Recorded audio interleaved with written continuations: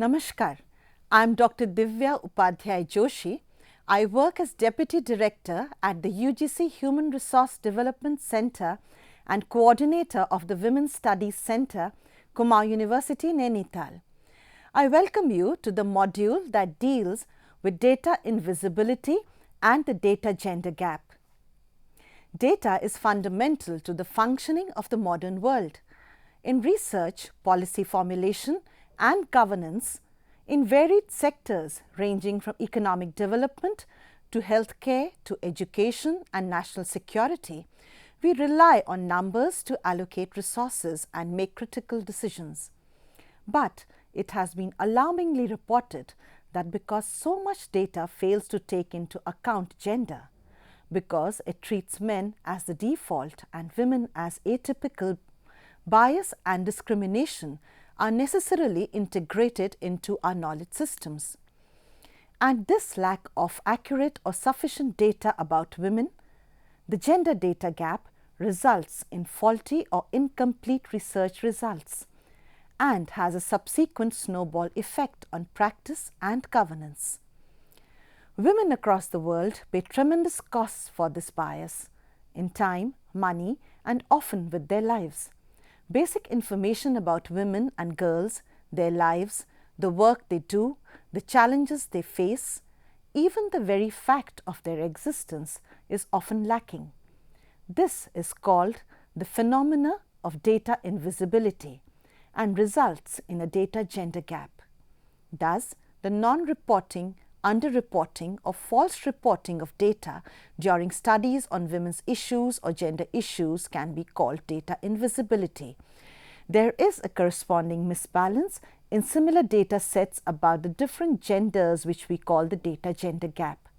For example, it is reported that household surveys capture 75% of men's economic activities, but only 30% of women's activities. Such incomplete or missing vital statistics make it difficult for women to exercise their rights and can impede access to services. The gender data gap makes it difficult to create effective policies and gauge progress of programs and services designed to empower women. Celebrated feminist advocate Caroline Criado Perez investigates the shocking root cause of gender inequality and research in her recent book, Invisible Women, about women's lives at home, the workplace, the public space, etc., showing what's at stake when largely male planners, politicians, and researchers turn a blind eye to women's needs. For example, when women drive, they do so in vehicles with safety features designed to protect men. Women tend to be shorter than men, and this means they need to sit farther forward in a car to reach the pedals. Yet, this is not considered the standard seating position, making women who shift forward out of position drivers. This necessity, unaccounted for in a car's design, puts women at greater risk of injury in frontal crashes, and the risk extends to collisions from behind, as today's seats are too firm to protect women from whiplash, throwing them forward faster than men. Although men are more likely than women to be in a car crash, a woman in a collision is 47% more likely to be seriously injured than a man, and 17% more likely to die. Feminist research has always had as one of its ends the achievement of women's empowerment and gender parity. To achieve gender equality and female empowerment, we need thorough information and accurate data about the lives of women and girls. We need to understand the size and nature of the gender gap. We need to identify the underlying causes of inequality, measure its consequences, design effective policy solutions, and have adequate data to monitor progress. A particular form of bias is manifested in the way we measure or fail to measure aspects of people's lives. Gender bias is also ingrained in the measurement process. For example, the labor force surveys that reinforce sex role stereotypes, the male as breadwinner, the female as housekeeper, these surveys often ask only about a person's primary economic activity. In so doing, they vastly underestimate the economic contribution of women, for whom paid work can often be a secondary occupation, with housewife being considered the primary activity. As a result, decision makers who depend on these surveys have little understanding of how women add value to the economy. The data gap often starts early. Barriers to birth registrations can impede mobility later, as well as access to healthcare and other essential services for mothers and children. The gap continues with male-biased surveys that fail to capture women's perspectives, their needs, and their economic value. When we don't count women or girls, they literally become invisible. The dearth of data makes it difficult to set policies, gauge progress, preventing governments and organizations from taking measurable steps to empower women and improve lives. The invisibility or lack of sex disaggregated data and statistics that make gender gaps visible has resulted in an incomplete picture of women's and men's economic, political, and social situations in the world. To remedy this, the World Bank is working with the United Nations and selected country statistical offices in a number of global initiatives to boost the availability of sex disaggregated data in different areas, which include 1. Ownership and control over assets. There is a rich and growing body of research on measuring women and men's ownership and control over assets. This includes the findings of the Gender Asset Gap Project, the Evidence for Data Gender Equality (EDGE) initiative managed by the United Nations Statistics Division. Number 2, employment. The new international statistical standards have important implications for measuring the activities that women and men undertake, not least because they make a clear distinction between employment, which is defined as work performed for pay or profit, and work, which includes household chores and production for own consumption. The Women's Work and Employment Partnership WWEP is a joint effort of the World Bank, the International Labour Organization ILO, the Food and Agriculture Organization of the United Nations FAO, and the Data 2X. The WWEP is focused on operationalizing new international definitions approved at the 19th International Conference of Labour Statisticians ICLS of work and employment that recognize all productive activities, paid and unpaid, which has major implications for how women's work is measured. The results, which inform the formulation of guidelines for the measurement of employment, unemployment and labour, underutilization in household surveys. Financial inclusion. The Women's Financial Inclusion Data WFIED partnership is supported by the World Bank Group as well as the Alliance for Financial Inclusion AFI, Data 2X, the Financial Alliance for Women, formerly known as the Global Banking Alliance for Women, IDB Invest, the International Monetary Fund IMF, and the Inter-American Development Bank IDB. The WFID partnership brings awareness about the importance of sex disaggregated financial services data and coordinates efforts and interventions to maximize its collection and use. The lack of data on women and girls has hampered the ability to influence policy, track progress, and demand accountability. Data can be a powerful tool in the hands of women's advocates. The most notable advances in gender equality and women's rights have been in education and in sexual and reproductive health, both areas where better data is available. Meanwhile, areas with poor data, such as economic participation, or no data, such as unpaid work, have seen less progress.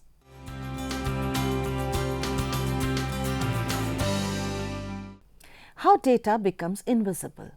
A primary cause of data invisibility has been the lack of rigor and accuracy in research methods, especially in quantitative research designs where tools and techniques are faulty or incomplete. Economic or socio-political surveys can be designed in ways that further minimize the role of women in family, community, and national life. For example, many socio-economic and agricultural surveys of households are constructed using the male head of household as the anchor for the household roster, and other family members are defined in relation to the male head. The assumption that men are most often the heads of household, a view explicitly stated in many survey module instructions and held by enumerators and respondents alike, undercounts women who fulfill this role.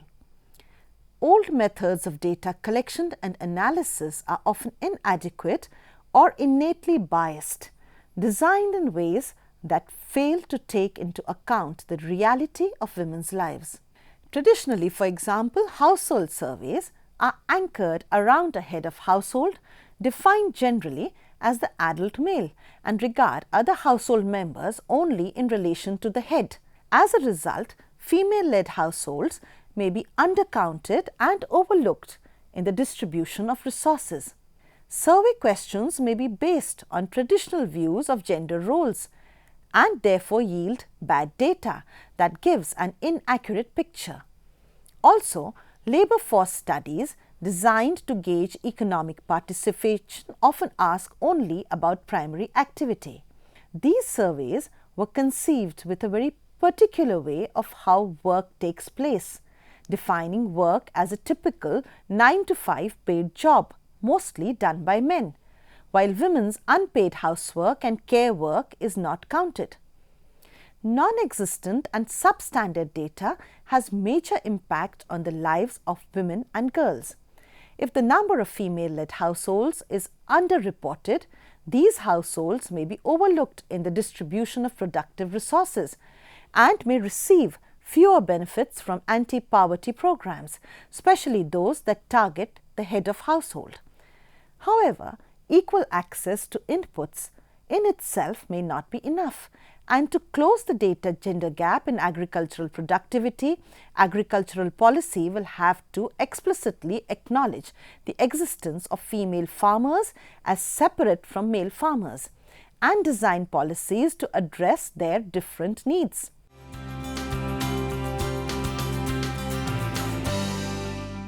Alternate research methods. The need for separate and distinct feminist research methods was widely advocated in feminist studies and research after the 1970s. With the realization of the complexity of studying inequity and marginalization in modern societies, such as the phenomena of intersectionality, it was felt that qualitative methods were not only better suited to feminist research, but must necessarily be integrated within quantitative designs. Arguments about the quantitative-qualitative divide dominated debates about research in the 1970s. Critics point out that strong epistemological distinctions were made and scienticism's positivist, objectivist approach dominated understanding of qualitative methods. The researcher, presumptively male, was required to be cool, distant and rational, and unbiased and non-evaluative. He was powerful, authoritative, distanced, impartial and above all objective. His objectivity ensuring the credibility of the work. In the past 2 decades, alternate research designs have become popular. A major innovation, the time use studies design, TU design, has been increasingly used in international development research and is briefly explained here. Time use TU surveys collect data on how individuals spend or allocate their time over a specific period, typically 24 hours or a day.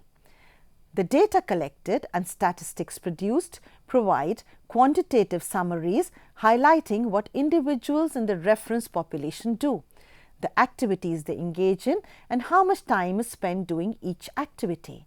TU surveys help reveal details of a person's daily life that may not be achieved with other types of survey. TU studies have a long history. UN global conferences and agreements in the 1990s and beyond fostered new momentum for TU surveys. The momentum started with the 3 UN World Conferences on Women held during 1975 to 1985, culminating in the declaration of the 1995 Beijing Platform for Action at the UN 4th World Conference on Women, which explicitly called for measuring unpaid work and refining TU survey methodologies. In the 1970s, the women's movement underscored the importance of TU studies to document gender inequalities and value women's unpaid work, although the actual measurement work did not take off in any significant way until the mid to late 1990s. Starting in the 1990s, TU studies have been used for a number of different purposes, including measuring gender differences in the allocation of time and quantifying the economic value of women's unpaid work, often producing satellite accounts to complement gross domestic product (GDP) measures, assessing quality of life and well-being, and measuring all forms of work, both paid and unpaid, to comply with the new definition of work and employment. Time use data collection methods. Time use data have been collected using 4 different approaches across countries. Number 1, direct observation method, in which interviewers directly observe and record the time and activity of the respondent.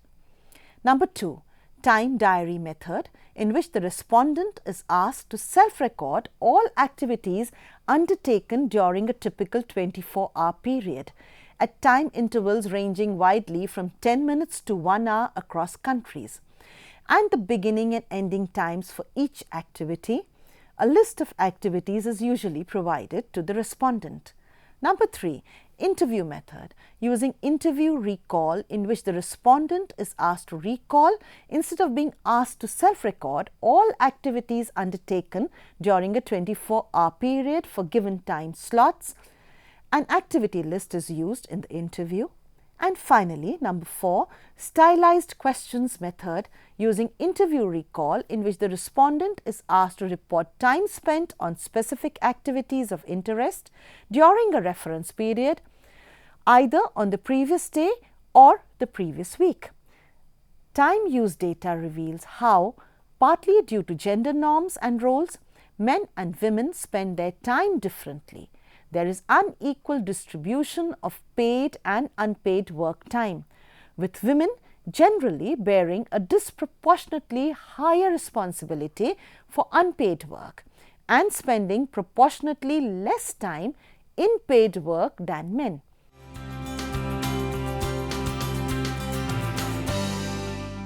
Other new methods and approaches. Improvements in data collection can be as direct as training and providing new tools to the people who collect and analyze data, or as broad as finding new techniques for mining existing data sets to separate or disaggregate responses by gender and age. Sometimes, new ways of finding and engaging women and girls must be invented. One such innovation is the Girl Roster, a toolkit developed by the Population Council, a New York-based research organization, and its partners to reach adolescent girls, particularly those in the poorest communities and marginalized from society. The goal of the Girl Roster, which is being implemented in parts of Africa, the Middle East, Central America, and Asia, is to help programs build structures and determine methodologies suited for this often overlooked group. In the field, local program staff go door to door within a defined geographic area to ask key adults about girls who reside there, including information about their schooling, marital and childbearing status, and living arrangements. Data is recorded on smartphones and quickly collated to create a picture of the young women's lives and needs.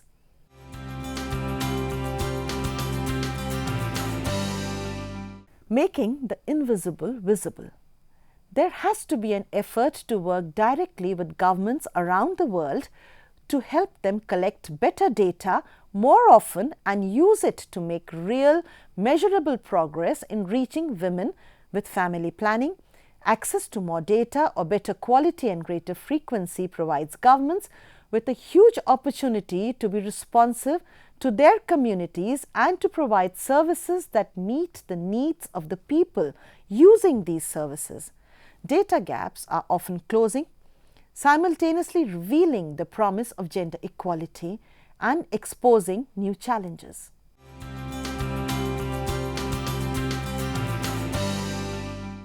In conclusion, data by itself does not bring about improvements, but it provides the evidence necessary to prompt policymakers into action, to generate investments and to demonstrate the effectiveness of interventions. What makes for good evidence on women and girls?